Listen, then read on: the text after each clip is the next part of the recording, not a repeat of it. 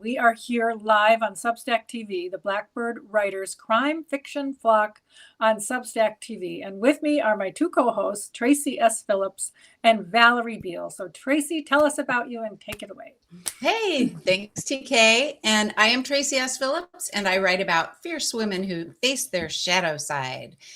I'm also the founder of Blackbird Writers, and we are a group of authors, mystery writers, who love to share each other's news, and we love to share the news of the day, the industry news, and the topics that everyone is talking about. So that's what we're here to do today.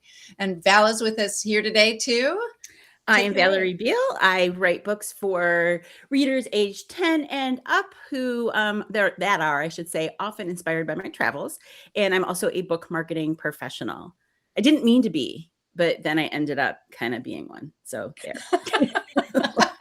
Hey, we're all here for that was not the initial goal. And you're so good at it. I really love it. I do love doing it. It's fun. I am an odd person that I love spreadsheets. Not everybody loves spreadsheets, but no. Wow. I would say you're an interesting and delightful person, not just odd. Not odd. Not just odd. Well, all writers are odd. No. I mean, well, we spend a bit of time together, so that's fair. I think all writers are odd. We're all a little odd. That's what I was going to say. We own it. And we own it. It's fine. Yes. Walk, embrace it, lean into it, as they say. Yes. But we are here, Blackbird Writers, on Substack TV, and we like to bring you news from the crime fiction writing flock, industry news, and today's topic is part 2 of newsletters. And we bring a special segments called Is It Real or Is It AI? And our favorite things. We just share positive news or something we love during the week. So, Tracy, take it away. What is coming from the flock? Well, today I have news from 4 different Blackbirds. Sarah Lynn Richard, the author of the Quinn McFarlane series, A Murder of Principal, the Detective Parrot Mysteries, and one children's book called Naughty Nana about a big sheepdog, is about to release The Port of Destiny, a Victorian history, mystery, and romance. And that is really awesome. I was able to read that, the arc before she publishes it, and I loved it. It's very, very delightful and informative. You can subscribe to Sarah Lynn's newsletter. I'm trying to grab the link here and find out more. Oh, I've got the wrong one. Oh no. Oh, hold on. I lost it. I'm going to have to get it in there later. Sorry about that. But you can subscribe to her newsletter for more information about her release. And she has a really good newsletter that comes out, I think, bi-monthly. Mm-hmm. Janae Sacken just signed a contract for Blessing, which is the companion book to The Women Who Stand Between. Yeah. The publishing date is scheduled for next May of 2027. For Janae's newsletter, or actually, I have a link for her Instagram feed, which is so fun because since Janae is a photographer, a photojournalist, she posts a lot of her pictures here on Instagram. So follow her there. You will be amazed. She goes to Africa often, and yes, you'll South feel like America. You've been on safari. Yes. I'm sorry. Can you see that? You probably can't. It's this beautiful picture of a leopard. That's her Insta. Can you kind of see that? Yep. That's so one of her patient. Insta. They wait and wait to get those pictures. Wildlife photographers. I'm impressed with her beautiful, beautiful photography. Yes, absolutely. Mm-hmm. Cheryl Joseph says that she is eagerly awaiting her Book 8 praise quoters to send their quotes later this month so that the back cover of Bougainvillea Street, A Stolen Tiara, can be created. Then she says her squad of reader reviewers continue to work diligently behind the scenes to be ready to post their reviews. And that release is going to be out on September 22nd. Cheryl Joseph writes an amazing newsletter. If you're interested, because she writes middle grade mysteries, she includes something for the kids, books for the kids, recipes for the kids, and also books for adults to enjoy. And, always there's a topic that she writes and creates about. Her newsletter is packed full of amazing things. And also I have another Blackbird who has very interesting newsletter content. He is Carl Vonderow. And if you're looking for, ideas for what to put in your newsletter, Carl has found his niche in financial crimes. And he has a podcast called Persons of Interest, where he posts about some of the nation's most notorious criminals, and also national and international financial frauds. So here is a link to Carl's Substack. And you can also find him at Authors on the Air, where he frequently talks to journalists. And recently, wasn't it? It was somebody related to. Yeah, it was the son of one of the couples from like the Weather Underground. If you remember the stuff from the 60s, all of the people who were doing the bombs and stuff. Oh, man, I don't even know how he gets some of his guests. I'm like, this is cool. I know. It's the son of Bernadine Dorn. Yeah. Yeah. And anyway, he just wrote a book. So he has a book out about his, childhood, and it's called Dangerous and Dirty, A Fugitive Family in the Revolutionary Underground. Yeah. Dangerous, Dirty, Violent, and Young is the title. I'm sorry. And it's by Zaid Ayers Dorn. Isn't that crazy? Yeah. So Carl interviews some very interesting people. If you're looking for a way to fit your knowledge into, a newsletter or a podcast, he has shown that, he does it very well. So lots of ideas out there. I think Sisters in Crime featured Carl, or I thought I saw he did a presentation, I believe, for Sisters in Crime, or it could have been another financial crime. And if you ever get the chance to listen to someone in the know of those types of crimes, do it. Listen, it's fascinating. It's horrifying to a point, but you learn so much. We don't understand what goes on behind the scenes, really. Right. Yeah, if you need to learn about money laundering, Carl's your guy. No, I'm just kidding. Oh, for sure. Oh, absolutely. I was joking with him when I interviewed him one time. I said, but Carl, all I ever learned about money laundering, I learned from the TV series Ozark.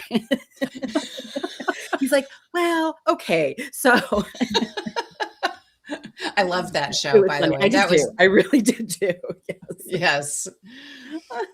The only other news that I have to share is my own, and that I'm going to be in Nina with Peggy Joke Williams, Melissa Westemeyer, and Cynthia Rice. And we're going to be sharing our books and coffee at the Globe Coffee in Nina.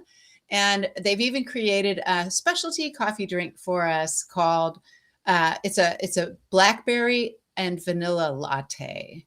Called the Plot Twist. Ooh. Excellent. Yeah. And that's on the 22nd, sorry, from 10 till noon.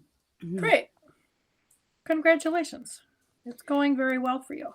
I think it's wonderful. I've got a couple things. Again, I'll be in Lake Geneva on the 22nd of August. I will be at the New Berlin Ale House on the 12th of September. Cheers. And then I will be at cheers.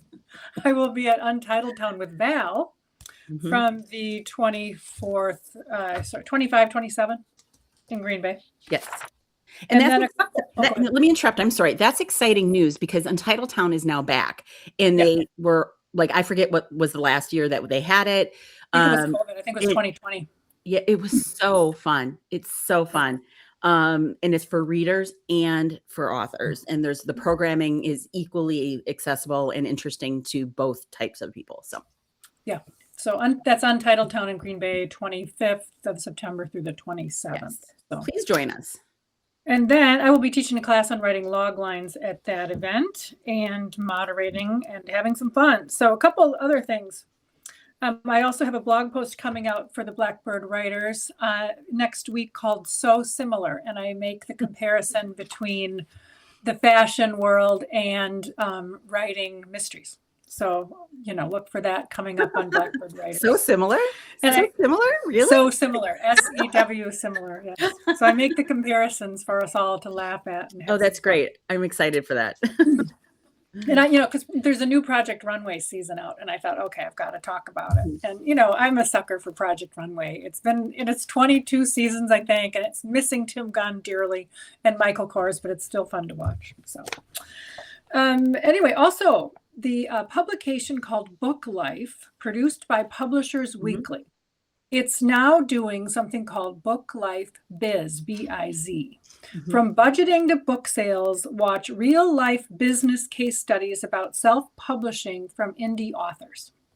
And they're on Instagram. You can follow them on Instagram right now if you like. You can also check out their website, booklife.com, and then you'll see the blurb about Book Life Biz. But each month they will talk with Book Life authors about the business of self-publishing with insights about making the most of marketing dollars, budgeting for editing, design, and production, identifying and reducing expenses, and helpful production and promotional tools. So look for Book Life Biz, and hopefully as an indie author or even a trad author, you might like to learn more from them. So I think the marketing information over there will likely be accessible or usable by the traditional published authors too, with some exceptions on where you can't control your pricing and things like that. So Right. So I'm looking forward to it. They've got some interviews now going, and I'm looking forward to seeing what else they can offer for resources for indie authors and, like you say, trad authors from people from Publishers Weekly working for Book Life. So I think that's fabulous. All right. Anything else? Val, do you have anything? No, I have no news because I'm not writing anything right now. Yes, we're gonna just cue the laugh track there, and maybe next month I'll have some more. I tell you, end of summer. I'd rather be outside right now. I'm just like, get me outside because summer here is so short. I swear I'm getting closer. The plot is coming together in my head. I'm actually plotting right now. True.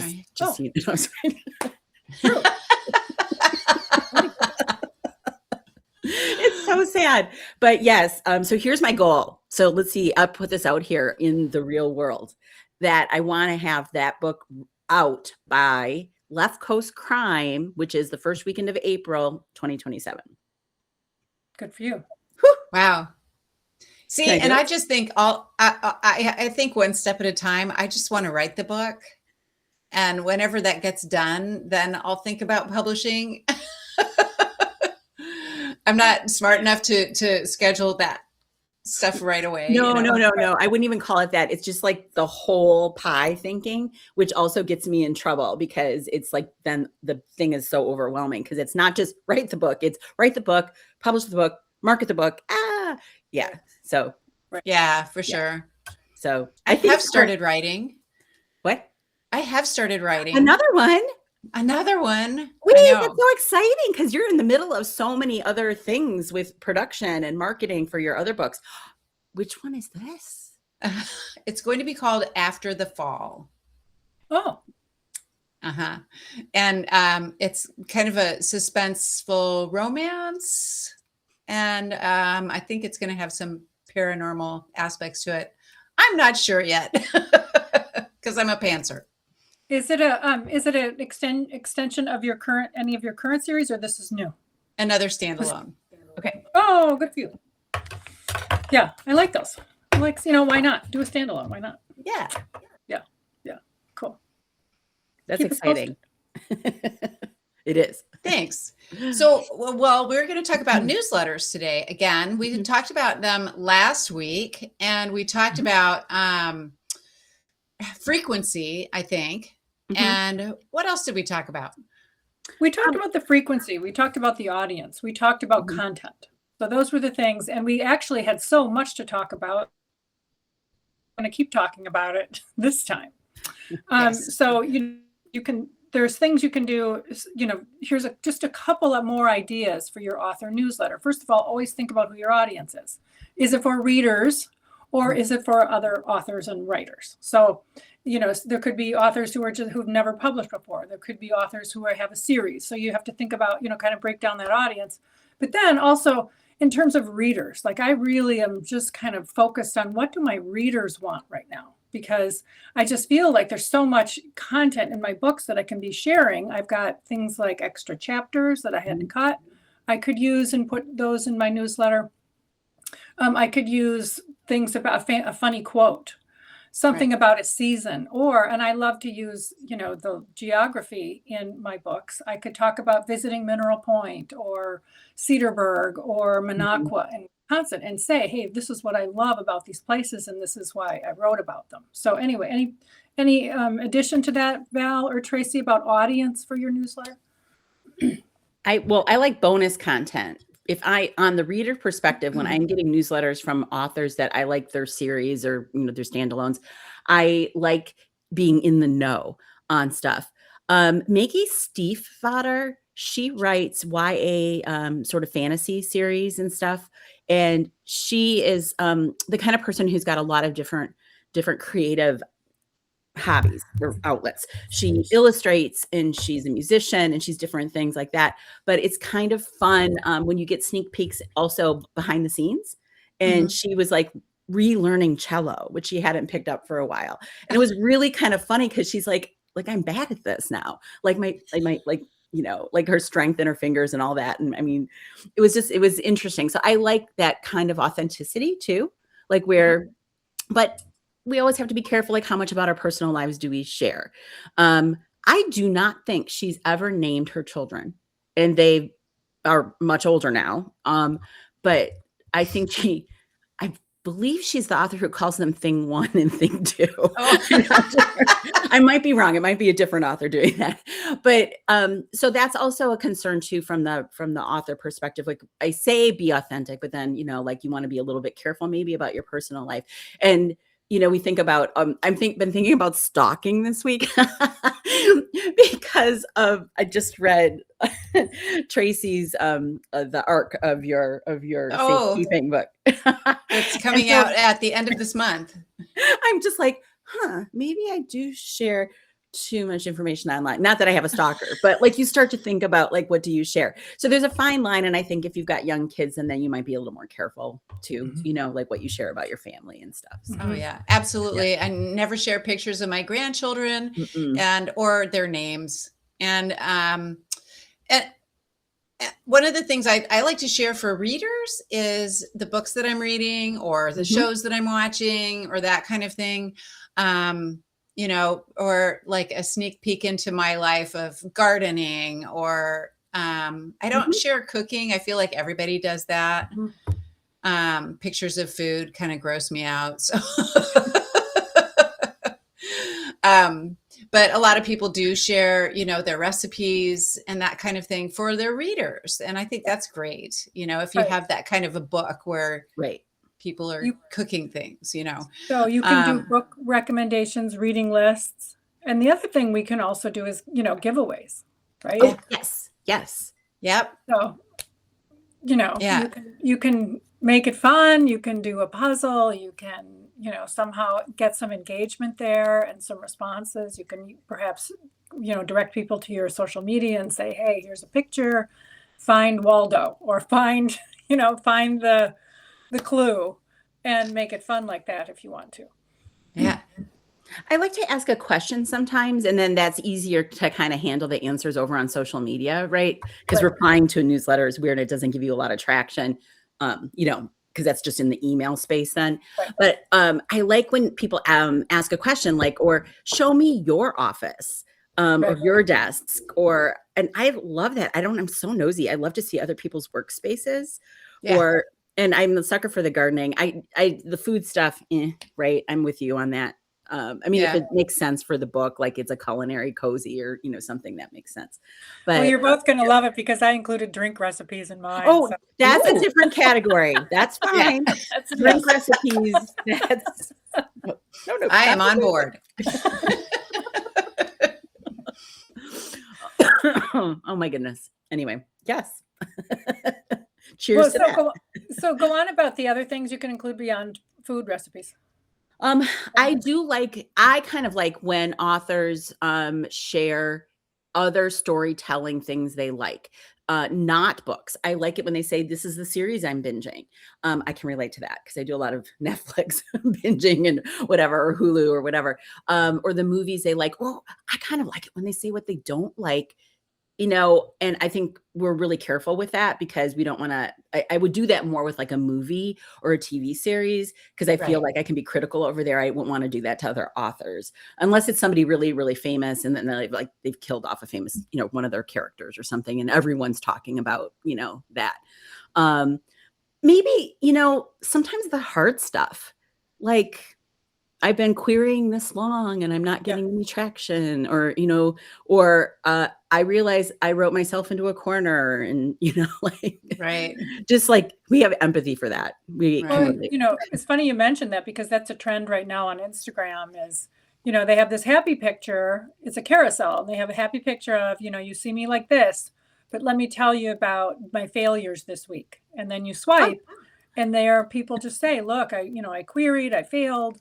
I got rejected. I found, a typo in my published novel. I mean, there are crazy things that happen in writing that you don't always want to celebrate sometimes. And you just sort of, slink away and lick your wounds. Yeah. I kind of love fighting back against that because social media is so glossy, right? So glossy. Yeah. And I love sharing the dumb stuff sometimes because I feel like it does get more traction. Like I spilled an entire cup of coffee on my computer. Yay. You know what I mean? Which I did do about 6 months ago, but it wasn't my writing computer. So like, okay. But bad stuff happens and our lives aren't all like shiny, glitzy bits and pieces. Right. And, last year, I shared a whole video series about my process of creating the audiobook, which went so differently than I had planned. And it was so much more difficult. But, that was one of the things that I added to my, newsletter feature was these just short little weekly updates about my process with the audiobook. Mhm. And the other thing was, my husband died. Yeah. So I shared a lot about my process of grief and, without going into too many details of, the thing and the event itself, but how I was managing to move on. And I felt like that was valuable. I found that I was receiving a lot more comments from people I didn't know personally Mhm. that were relating to what I was saying, just because it's common ground. Grief is common ground. Yes. So I feel like you can share stuff about, your emotional life in a way that includes people because everybody's going through something. Right. Yeah. Right. Which is always good to remember, especially when people get pissy, like out shopping or something. And you're like, Yeah. we do not know what their day was like. Like we Yeah. have no clue. Like, so perhaps, I still can get annoyed, but like you always take a step back and go, Yeah. perhaps Exactly. perhaps life is hard right now. Right. Yeah. Right. Yeah. Well, and Exactly. so to kind of wrap up, and I love this topic of newsletters. I Mhm. really, really do. And I think we could talk about it for another episode too. But, we talked a little bit about audiences, Mhm. writers versus readers. And so some of the content things you can put in your newsletter for readers who might want to know more about your book. But I do want to bring it back around to the author side and what other authors might want. And before we leave this, I always want to point out the value of Val's Writers Forum. Oh, thank you. And that's kind of where we started with all this is Yeah. because that forum is so, so good. So tell us a little bit just remind us about your Writers Forum and how that works on the writing side. So because I have this like split personality, right? So I write often to authors. I own that. That's actually fine. So the Writers Forum started out as just me collating articles throughout the month that I thought I needed to keep for referencing. And I was bookmarking these articles. So then I shifted to sharing these with like quick, like the link, the title of the article, who wrote it, and a quick synopsis about why I feel this is important for authors to understand this topic. It's industry news, it's writing craft hints, it is help with marketing and publishing. There's like a lot of indie publishing tips in there, but things that work equally well for traditional authors. So I think that it just was my way of, it's a free thing. It's just my way of paying it forward and sharing with other authors. So Great. Thank you. And I look forward to it every time, and it's filled with valuable information. And I just appreciate how much that you do for other authors by putting that out. So that's Right. Valerie Beal's Writers Forum. And if you're not subscribed to it, yes, please do. I just put the link in. It's at her Substack, Reading, Writing, and Roaming. And that is always going to remain free, even if I create a paid Substack for courses or other advice or like those kind of things or tutorials. That one will always, always remain free. So, great. Good Great. news. So that could be my favorite thing this week, but I do have more. So we have 2 more things that we like to do on Blackbird Writers on Substack TV, and that is it real or is it AI? And we conclude with our favorite things. So this segment, is it real or is it AI? Val, you've got something to share. okay, so I did something sneaky this week. All right. So I needed a summary of an author I was featuring on my interview series. I needed a summary of her series. And you go over to Amazon, and at the top of the series page, if you don't create one of those summaries, it just brings in the description of the first book. So that's a little tutorial for anybody who should be fixing that for their series. But I'm like, oh, shoot, it's not in here. And I was like, hey, Claude, can you give me a series or a summary of this series? And it did, and it came back. And I said, okay, so now that Substack has this Pagram, am I saying it right? Pagram, AI detection software. I said, okay, rewrite it so that software can't detect that this is AI. Because I was like, we're going to just kind of ride this thing through and see. And it was like, oh, like Claude was like chatting to me like it's a real person, like, oh, I get what you're doing here. Here you go. And explained actually what it took out and how it rearranged the sentences to make it look less AI wonky. I mean, we all can kind of detect AI kind of like sentence structure now. Anyway, so I edited slightly more, but like not enough that it would have taken out, any of the like main sentence structure. Like I changed a few words, popped it in, sent it through the AI detector inside Substack, and it came back as 100% human. Wow. So that's great. I mean, or maybe it's not great. Well, I mean, I'm not even sure what it is. Like, I don't even know if I have, I'm sure, but all I think about is that we've now all been, everyone's like, oh, yay, there's this AI detection software inside Substack. But is there? Right. Right. So, for what it's worth. It reminds me of regulations. Like, companies love regulations as long as they write the regs. Right? As long as they write them, they love regulations. Good so point. AI, loves, let's to try and detect it as long as we're the ones trying to detect it. Right? Exactly. Isn't that interesting? Yes. Isn't that interesting? And so, okay, before everybody gloms on is like that I use AI, I don't. I was using this as a test. So, but I think there's a very important line. You have to differentiate. Yes, if people are using it for research, they're using it to write marketing blurbs, right? Because that's the stuff that you offload from your brain. And then that's very different to me than if you're using it to write your actual novel. Exactly. Right. 2 different things. I feel like people get railroaded unfairly. But that's a whole other conversation. So it is. And right. It ought to be one. We'll have to decide. Okay. Yes. Right. Tracy, anything to add? Or do you want to lead us off with your favorite things? I will lead you off with the favorite things. I got these really lovely little candles from a little boutique called Ink and Ivy. Oh, look, they have their own branded candles. I know. And this one is, I don't know what the scent is. Cocoa butter, honey, and cashmere. Very nice. Huh. And to smell good. It's lovely. We need smell-o-vision. I want to be able to. I know. And they come with these cute little floral labels. They're really pretty. Yeah. Nice. So they're lovely. Ink and Ivy is also a bookstore in off of Regent Street in Madison. I love, we're coming into the best candle season, the fall candles. The best. I love it. Val, what have you got? My favorite thing is that I have made it as of Monday around the sun one more year.